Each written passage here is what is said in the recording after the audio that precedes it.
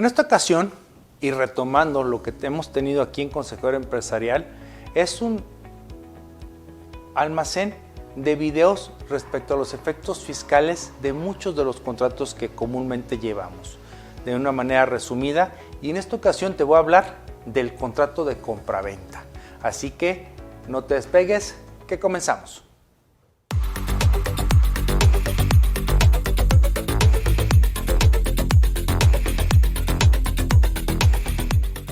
¿Qué tal? Soy Adrián Paredes, presidente de la revista Consejero Empresarial y del Centro de Estudios del Derecho de la empresa SEDE.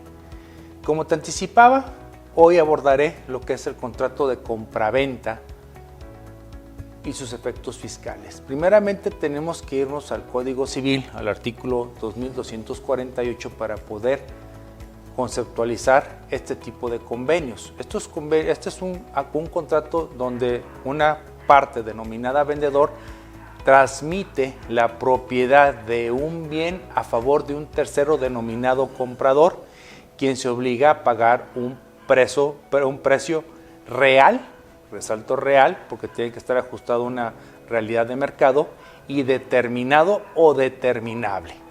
Y esto último determinable es para algunas modalidades de la compraventa, que no serán abordadas en este video por, obviamente, lo extenso que puede ser. Luego nos establece el artículo 2249 del Código Civil Federal cuándo se perfecciona el contrato de compraventa. Es un contrato consensual en oposición a real, es decir, bastará el consentimiento para que se presente el perfeccionamiento del contrato. Y de aquí es donde viene la reflexión de que la entrega de la cosa, objeto del contrato, puede llevarse a cabo de manera virtual, de manera material o en su caso jurídica. Esta última es por mandato de ley, la real por la entrega en ese momento material de la cosa, y virtual porque se entiende a través de una ficción. También tenemos que tener presente aspectos que son los elementos reales, ¿sí? Que son los dos aspectos de cada una de las partes. La cosa que exista o pueda existir y que sea apta de comercio. Por otro lado, que el precio sea real, es decir, ajustado a un valor de mercado. Y bien, el siguiente es que su precio pueda ser sea determinado o determinable. Por ejemplo, en los contratos de compraventa de esperanza. Es un ejemplo. ¿Qué características tiene este contrato? Ya lo anticipaba, es un contrato consensual en oposición a real, es instantáneo, no es de tracto sucesivo, es decir, en el momento que firmamos el consentimiento perfecciona el contrato. Además es un contrato principal, es decir, no depende de alguno otro para que sea accesorio.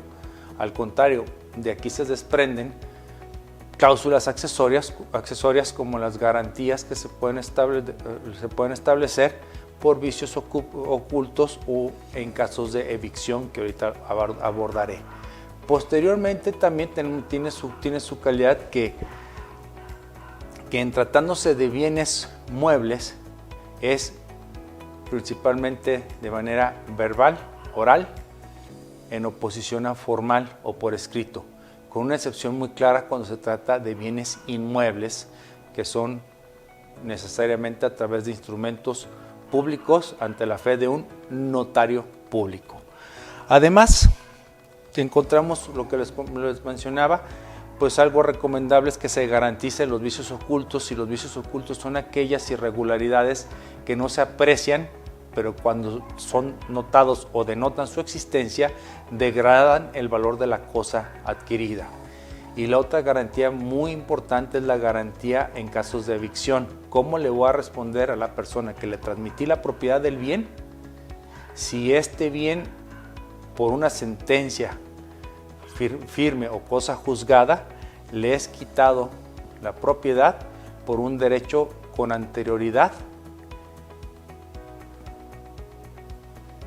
sentado en esa sentencia? Valga. Viene una gran diferencia.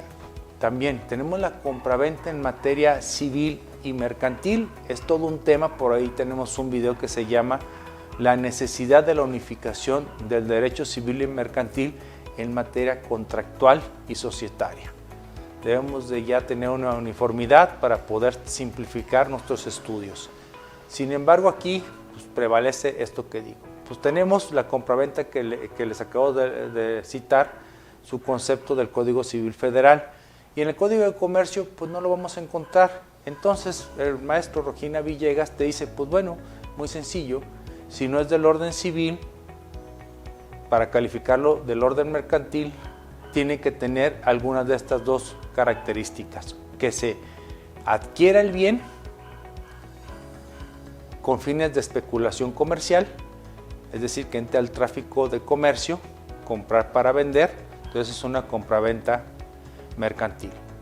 Y por otro lado, también es compraventa mercantil si se compra para tener un lucro, que sea lo principal.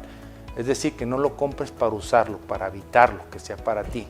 Ese es el sentido que nos establece el maestro Rojina Villegas, y es un sentido de una visión objetiva. Pero si nos vamos al sentido subjetivo, el propio Código de Comercio nos establece que, bueno, si participa una de las partes que participan en la compraventa es comerciante, y se entiende comerciante, como dice el artículo 3º, aquel que vive del comercio, con que uno de los que participe, eso le va a dar la naturaleza de contrato de compraventa mercantil. Eso es a través del Código de Comercio. Ahora, en materia fiscal, aquí se puede abrir bastante, por eso traigo mis apuntes en esta ocasión. Primeramente, vámonos a la obligación principal para poder distinguir su característica. Su característica es transmitir la propiedad. Entonces yo me voy al artículo 14 del Código Fiscal de la Federación y leo en su fracción primera: será enajenación cualquier tipo de transmisión de la propiedad, aún con la reserva de dominio. Y paréntesis, la reserva de dominio no convierte a quien queda reservado en depositario, sino simplemente es una condición suspensiva que se dé cumplimiento pleno a una de las contraprestaciones, como es el pago. Entonces, si ustedes toman este concepto, esto viene en una tesis aislada, pues aunque se reserve y tomando la esencia del contrato, lo instantáneo del contrato hace que se lleve a cabo.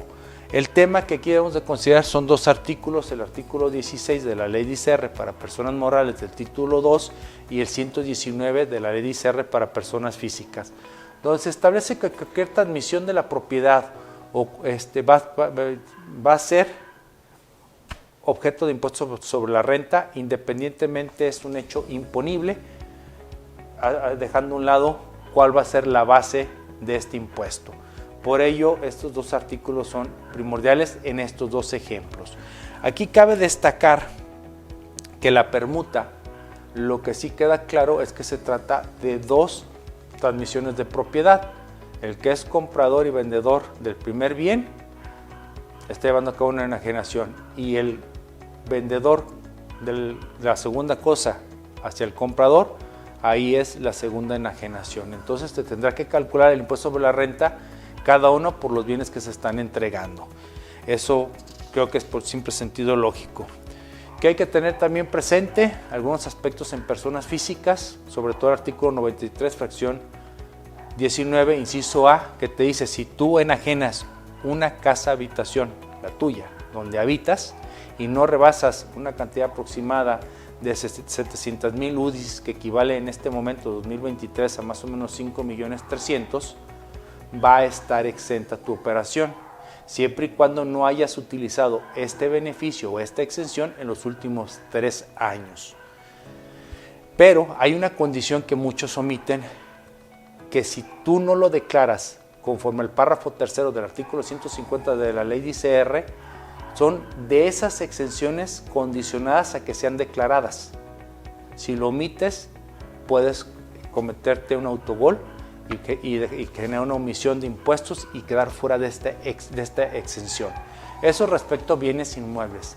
Respecto a bienes muebles, esta misma fracción 19 del 93, pero en el inciso C, me establece la posibilidad de que yo pueda también estar exento por la transmisión de bienes usados, yo persona física, que no superen la cantidad, redondeando 3 salarios mínimos de la zona geográfica. No voy a tomar la zona fronteriza, sino la zona geográfica aquí de central, pues andamos hablando de 190,000 pesos. Si yo vendo un bien que vale 250,000 pesos, tiene un costo de 30,000 pesos, me queda una utilidad de 220,000. A eso le voy a restar esta exención de 190,000 y me van a quedar 30,000 pesos, que será lo que pagará impuestos sobre la renta.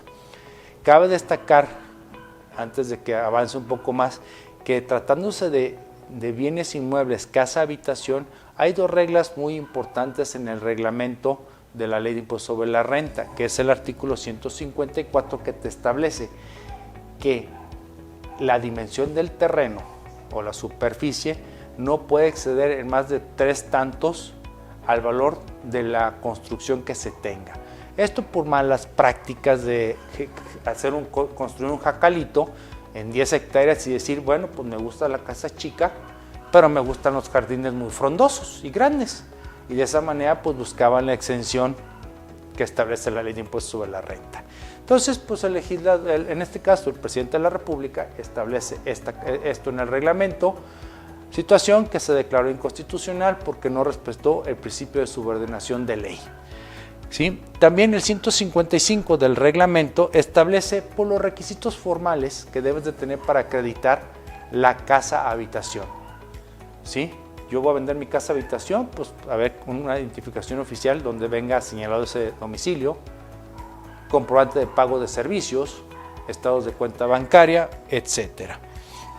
También cabe destacar en el artículo 93, en la fracción 28 de la Ley de Impuestos sobre la Renta, que también se encuentran exentos lo que se refiere a la transmisión de los derechos parcelarios o los derechos comunales o comuneros en la primera transmisión. No es a paso a escritura privada. Tengan mucha atención en eso. En materia de IVA, vamos a conceptualizar. ISR e IVA tiene una gran sincronización en algunos aspectos de conceptos. Te dicen que toda transmisión de propiedad es una enajenación y por ende acciona ISR, pero te dice, con excepción de la muerte o de las donaciones, que no sea entre empresas y que entre estas no haya una donataria autorizada para efectos de impuesto sobre la renta. Entonces, esa es la conclusión de ISR. Aquí algo muy importante es que las personas físicas, también la herencia y el legado lleva una transmisión post-mortem que está exenta de acuerdo al propio artículo 93.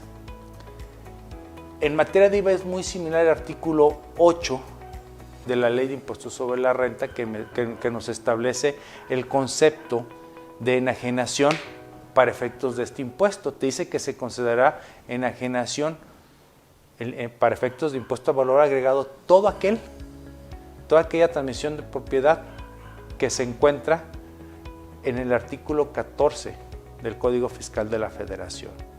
Te dice, con excepción de aquellas que se lleven a cabo por cuestión de muerte, donación, que no intervengan empresas, y si intervienen, si son donatarias autorizadas, quedan fuera.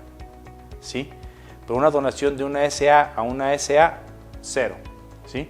Entonces, hay que tener presente este artículo 8, además del artículo 9, donde puntualmente el legislador, de manera enunciativa, me dice que enajenaciones no están grabadas en la tasa general, es decir, se encuentran exentas.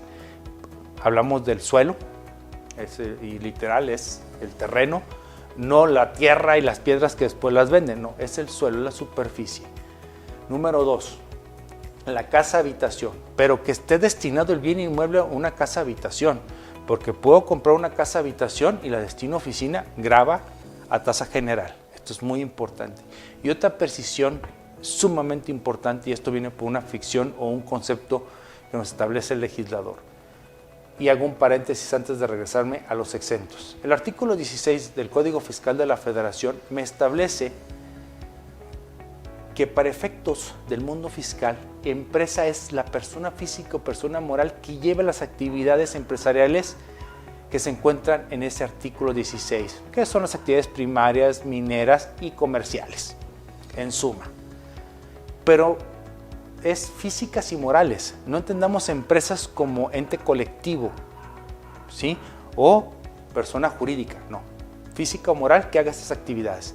Entonces el artículo 9 te dice, la enajenación de bienes usados está exenta de IVA, excepto tratándose de empresas. Entonces, si yo tengo bienes en mi actividad empresarial que voy a vender como persona física, tendré que trasladar el impuesto al valor agregado.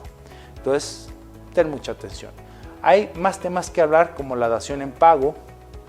Ya tenemos por ahí un video de la dación en pago. Y tenemos otro que son la adquisición de bienes, que posteriormente hablaremos desde su punto de vista y origen civil y los efectos fiscales que hay que cuidar. Pues bien, poco largo el video y aún así los invito siempre a nuestros cursos de efectos fiscales de los contratos para poder abundar más en las diferentes compraventas que existen en el mundo de los negocios. Así que me despido, ya sabes, soy Adrián Paredes, síguenos en redes sociales porque si no ya sabes que de seguro vamos por ti. Nos vemos en la próxima. Chao. Suscríbete a nuestro canal, ve todos nuestros contenidos y sobre todo espera grandes sorpresas de Consejero Empresarial y toda la familia que la conformamos. Gracias.